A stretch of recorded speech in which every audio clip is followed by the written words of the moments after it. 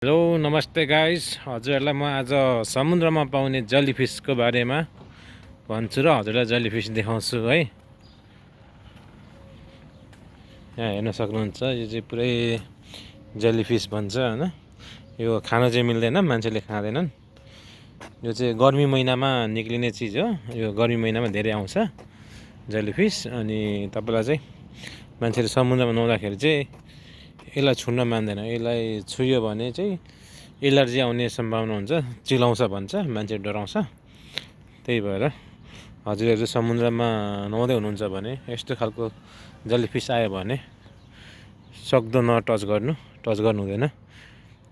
Touch गर्यो भने के भन्छ, एलर्जी आउन सक्छ, जिउहरू चिलाउन सक्छ। त्यही भएर यसलाई नछोके राम्रो।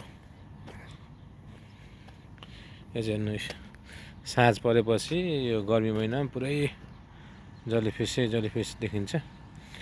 यो पानीले टल्कीले गर्दाखेरि त्यो परपरक नदेखेको, त्यहाँ छन चाहिँ टन्नै छ। हजुरहरूले यहाँ हेर्न सक्नुहुन्छ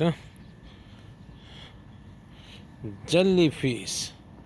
यो खाना चाहिँ खाँदैन है, खाना मिल्दैन। हजुरहरूले यहाँ हेर्न सक्नुहुन्छ टन्नै छ। पर पनि यो सेतो देख्नु भएको नि, त्यो सबै हो। उयो चाहिँ पौडी खेल्दै गरेको चाहिँ गङ्गैटा यो साइडमा।